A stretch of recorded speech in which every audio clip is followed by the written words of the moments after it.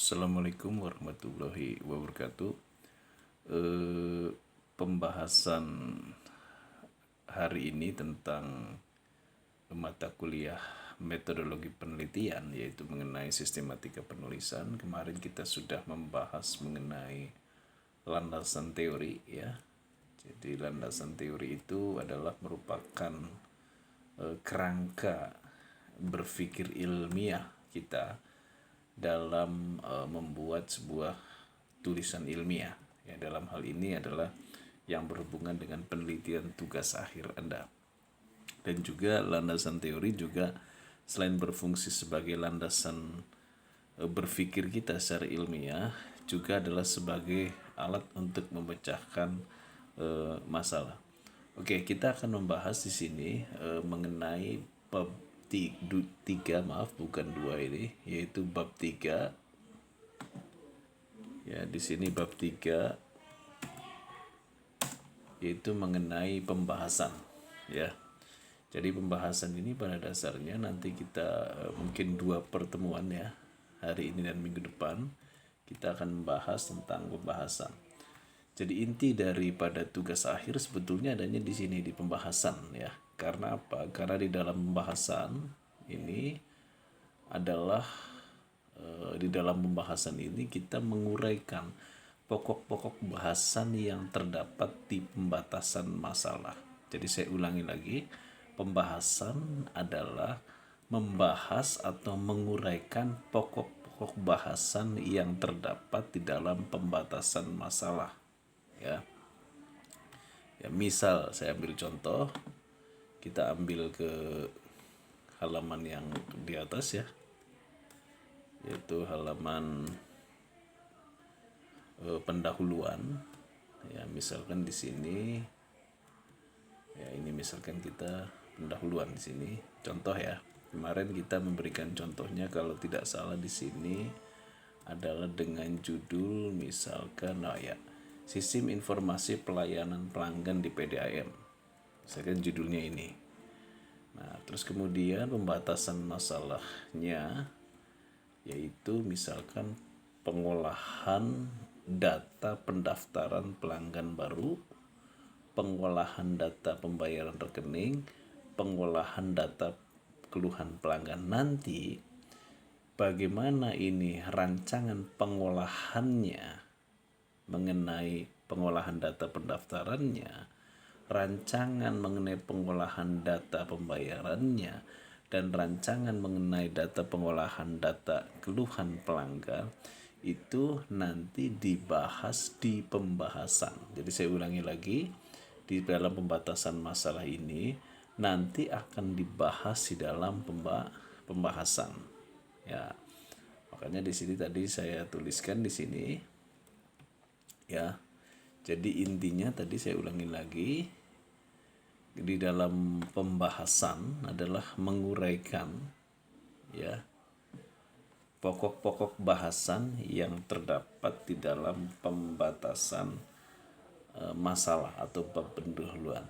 Tapi di sini sebelum Anda menuliskan mengenai rancangan sistem yang Anda tulis di dalam pembatasan masalah, nah, Anda harus membuat sebuah ini dulu, tinjauan organisasi. Ya, tinjauan organisasi. Jadi sebelum membahas pokok bahasan mengenai rancangan sistemnya, Anda membahas tinjauan organisasi dulu. Di sini kita akan bahas yaitu tinjauan organisasi. Ya, ini karena bab 3 bukan 2, sorry, ya. Saya salah tulis di sini. Ya, ini bab 31, ya, harusnya, ya. Tadi ke copy paste, sorry. Ya, 31. Oke. 31 ini kita membahas masalah yaitu tinjauan organisasi. Ya, jadi tinjauan organisasi itu sebetulnya adalah objek tempat penelitian, ya. Saya ulangi lagi, tinjauan organisasi itu adalah objek tempat penelitian. Ntar saya perbaiki dulu ininya. Oke.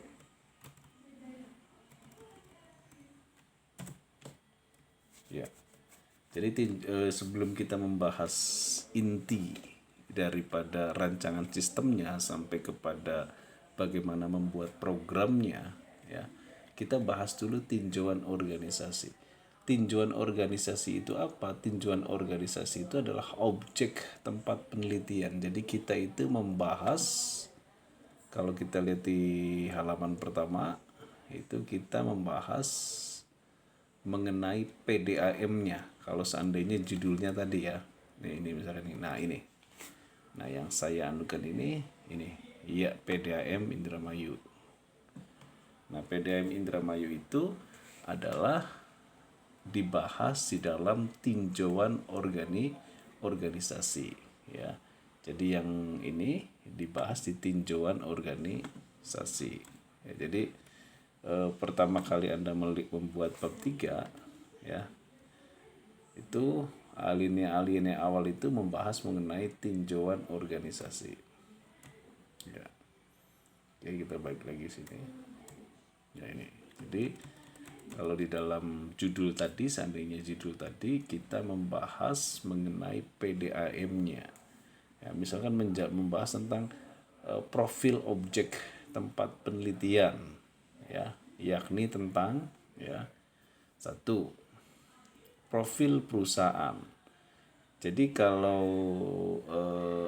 perusahaan itu Anda bisa bicara mengenai perusahaan produksi, tergantung nanti observasi Anda yang akan diambil, ya, apakah perusahaan produksi yang mengolah barang mentah menjadi barang jadi, apa perusahaan perdagangan, ya, apa perusahaan jasa, atau bisa jadi organisasi yang bersifat non-profit, ya, seperti Anda membuat sebuah sistem informasi di Yayasan Yatim Piatu misalkan, atau Anda membuat sistem informasi pada sebuah organisasi masjid misalkan, atau Anda bikin organisasi pada organisasi misalkan LSM pencinta alam dan sebagainya. Nah ini adalah dijelaskan dia bergerak di bidang apa, ya. Jadi dalam profil perusahaan juga dicantumkan visi misinya. Boleh Anda cantumkan visi. Biasanya kalau perusahaan besar itu ada visi misinya. Ya kalau perusahaan kecil biasanya tidak ada. Ya Anda bisa mencantumkan visi misinya, serta Anda bisa mencantumkan juga sejarah riwayat berdirinya organisasi tersebut. Boleh, ya, riwayat berdiri organisasi tersebut. Ya. Dan Anda boleh menambahkan misalkan mengenai badan hukumnya, ya. Kalau misalkan PT, CV, terus kemudian yayasan itu biasanya berbadan hukum berdasarkan akta notaris, ya. Tapi kalau misalkan koperasi itu berarti departemen koperasi, ya. Nah, kemudian organisasi-organisasi tersebut kalau seandainya itu berbadan hukum. Tapi kalau Anda misalkan ada organisasi yang tidak berbadan hukum juga boleh, berarti tidak ada mengenai akta notarisnya. Nah, jadi di sini Anda harus dicantumkan mengenai sejarah riwayat berdirinya organisasi, bahkan juga mengenai badan hukumnya. Nah, itu. Jadi intinya saya ulangi lagi, profile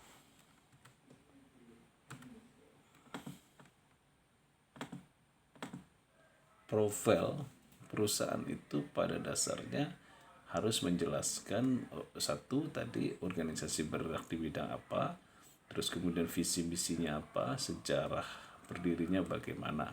Nah, memang di sini sering beberapa tahun, walaupun memang tidak banyak jumlahnya, ya, ada mahasiswa yang menggunakan company-nya atau perusahaannya atau objek tempat penelitiannya itu bersifat imajiner, ya. Ada yang bersifat imajiner. Nah, kalau bersifat imajiner sebetulnya tahun-tahun kemarin masih boleh, ya. Tapi tahun sekarang tergantung nanti dosen pembimbing satunya, ya. Tapi sebetulnya kalau di IT itu kita yang dibutuhkan adalah logika sistemnya, walaupun itu adalah organisasi imajiner. Tetapi saya tekankan atau saya himbau kepada mereka yang membuat sebuah objek tempat penelitiannya bersifat imajiner, tolong Anda melakukan benchmark atau studi banding kepada perusahaan-perusahaan yang sejenis yang Anda imajinerkan tadi. Misalkan Anda membuat sebuah sistem informasi perdagangan seperti Alfamart misalnya, tapi bukan Alfamart, Anda imajiner, tetapi Anda harus tetap observasi ke perusahaan yang sejenis dengan yang Anda imajinasikan. Misalkan Anda Alfamart, berarti Anda harus belajar ke Alfamart atau observasi ke Alfamart tersebut. Nah, terus kalau misalkan memang itu imajiner, ini tidak usah ada nih ya, sejarah riwayat berdirinya organisasi perusahaan tersebut itu tidak usah ada, karena ini ada bersifat imajiner. Nah, setelah Anda membuat profil perusahaan, yang terpenting nanti adalah yang wajib adalah membuat struktur organisasi. Ya, di sini membuat struktur organisasi. Ya, struktur organisasi teorinya dulu pada pelajaran manajemen kan, ya. Di manajemen itu adalah planning, organizing. Ya, planning, organizing pada fungsi yang kedua, organizing. Kalau kita lihat definisinya, organizing adalah bagaimana mengalokasikan pekerjaan, ya. Maka dibuatlah struktur organisasi, digambar, ya. Jadi supaya tahu garis pemenangnya, ini garis pemenangnya. Nah, dan berdasarkan struktur tersebut harus dijelaskan juga mengenai job description-nya, tugas dan wewenangnya. Ya, ini. Nah, ini harus dijelaskan juga tugas dan wewenangnya. Oke. Jadi nanti saya akan berikan sebuah contoh ya. Misalkan begini. Ini adalah sebuah struktur koperasi. Ya, koperasi bukan PT, bukan CV, bukan yayasan, tapi koperasi. Koperasi itu dipimpin oleh ketua koperasi. Ya.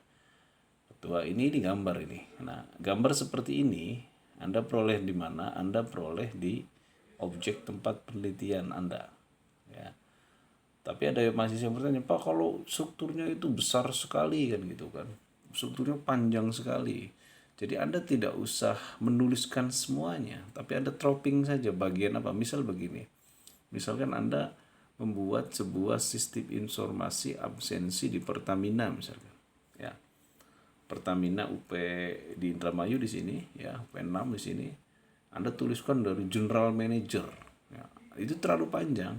Jadi di dropping saja untuk bagian pendaftaran, bagian absensi itu bagian apa, pimpinannya bagian apa yang mengurusi masalah absensi.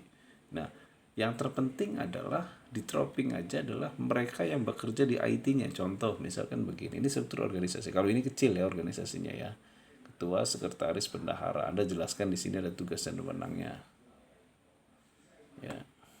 Nih, misalkan ketua bertanggung jawab atas seluruh operasi tersebut dan seterusnya. Sekretaris apa, bendahara apa, dijelaskan semuanya. Nah, bagi perusahaan yang besar ini nanti TA Anda itu habis kena membahas masalah struktur organisasi. Jadi di dropping saja. Misalkan tadi di Pertamina ada Anda bikin sistem informasi absensi karyawan. Nah, absensi karyawan itu siapa yang bertanggung jawab? Pimpinannya siapa? Sudah cukup sampai situ aja, ya. Jadi tidak usah panjang lebar. Tapi kalau misalnya kecil seperti koperasi, seperti sekolah kan relatif kecil ya. Dari kepala sekolah sampai ke bawah. Nah, itu Anda bisa bikin seluruh struktur organisasi seperti gambar di ini, ya. Nah, nanti apa hubungannya? Kita perlu, ini ada garis saya tambahkan dulu, ada garis